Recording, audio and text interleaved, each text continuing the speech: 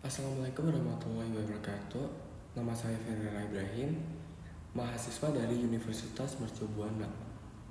Kali ini saya akan menjelaskan tugas besar dari matkul Pancasila, tugas besar 1.3 dan 1.4. Saya akan menggunakan dua tema dan dua judul dalam presentasi saya. Tema yang pertama, Pancasila sebagai dasar negara dalam tata kelola bernegara. Dengan judul yang saya bawa yaitu Pancasila, pilar utama dalam pembangunan sistem hukum dan keadilan di Indonesia. Tema yang kedua, implementasi Pancasila dalam kebijakan negara. Dengan judul yang saya bawa, mengukur keberhasilan implementasi Pancasila dalam kebijakan pendidikan, tantangan dan peluang. Berikut adalah presentasi saya dengan dua tema dan dua judul tadi. Sebelumnya saya meminta maaf bila ada salah kata atau kalimat yang saya gunakan. Selamat menonton. Pilar utama dalam pembangunan sistem hukum dan keadilan di Indonesia. Peran Pancasila dalam pembangunan sistem hukum Indonesia. Pancasila sebagai dasar hukum. Pancasila sebagai dasar hukum menjadi pondasi kokoh bagi pembangunan sistem hukum Indonesia yang adil dan berkeadilan. Nilai-nilai Pancasila mencerminkan prinsip-prinsip fundamental yang mengarahkan pembentukan dan penerapan hukum. Proses pembentukan hukum.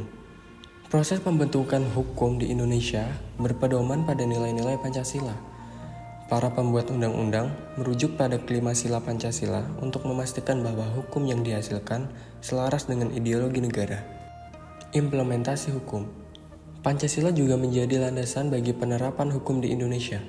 Lembaga peradilan menggunakan Pancasila sebagai kerangka acuan dalam memutuskan perkara dan menegakkan keadilan bagi seluruh masyarakat.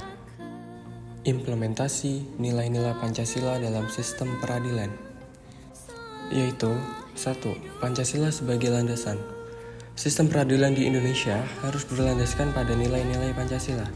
Ini memastikan keadilan dan kesetaraan bagi seluruh warga negara. 2. Prinsip ketuhanan. Penegak hukum harus menjunjung tinggi dan mengimplementasikan prinsip ketuhanan yang Maha Esa dalam proses peradilan, menjamin kebebasan bernegara dan bertoleransi. 3. Prinsip kemanusiaan.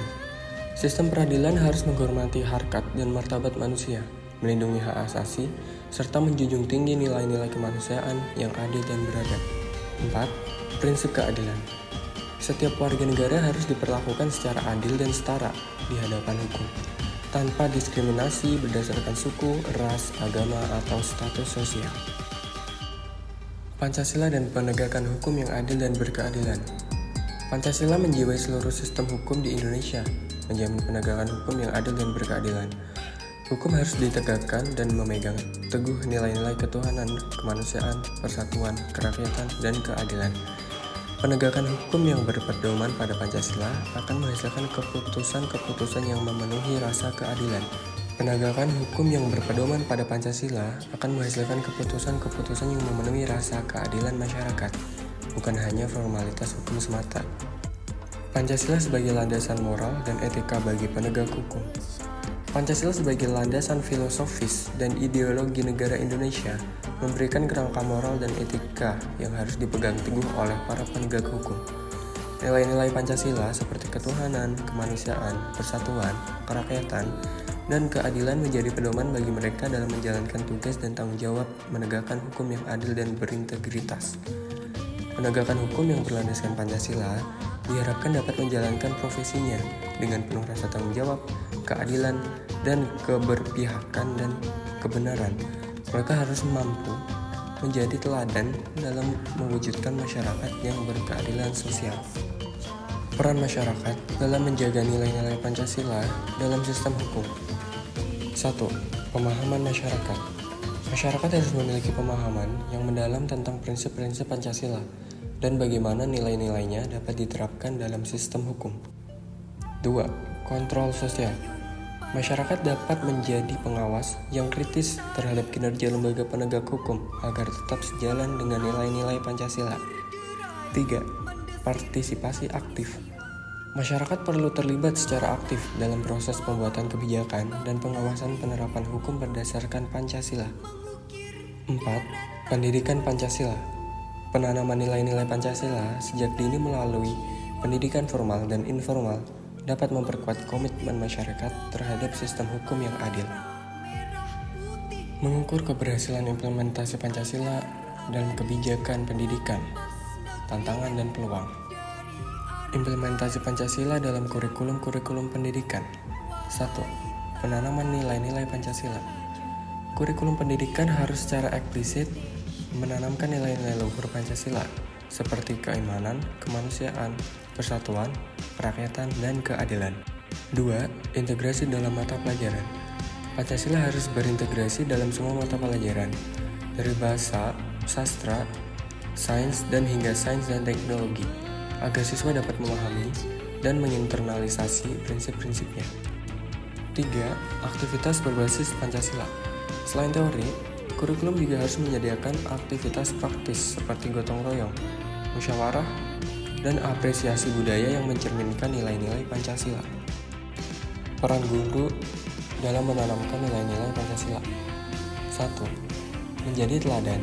Guru harus mampu menjadi teladan yang baik bagi peserta didik dengan menerapkan nilai-nilai Pancasila dalam kehidupan sehari-hari. 2. Menciptakan lingkungan belajar. Guru harus mampu menciptakan lingkungan belajar yang kondusif dan mencerminkan nilai-nilai Pancasila, seperti kebersamaan, saling menghargai, dan gotong royong. 3. Mengembangkan kurikulum. Guru berperan dalam mengembangkan kurikulum yang mengintegrasikan nilai-nilai Pancasila, sehingga dapat ditanamkan secara komprehensif. 4. Membimbing karakter peserta didik. Guru berperan penting dalam membimbing pengembangan karakter peserta didik yang sesuai dengan nilai-nilai Pancasila, seperti kejujuran, tanggung jawab, dan kepedulian sosial. Pengembangan karakter peserta didik berbasis Pancasila. Integritas. Memupuk integritas pada peserta-peserta didik dengan menanamkan nilai-nilai kejujuran, tanggung jawab, dan keteladanan yang tercermin dalam Pancasila. Kerjasama.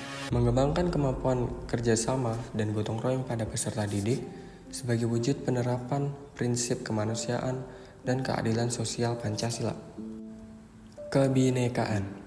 Menumbuhkan sikap toleransi yang menghargai dan semangat persatuan dalam kebinekaan sesuai dengan prinsip ketuhanan dan kebangsaan Pancasila. Indikator keberhasilan implementasi Pancasila dalam pendidikan. Indikator yang pertama, pemahaman Pancasila.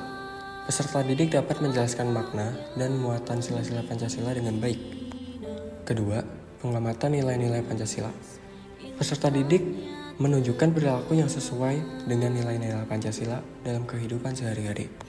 Ketiga, pembentukan karakter.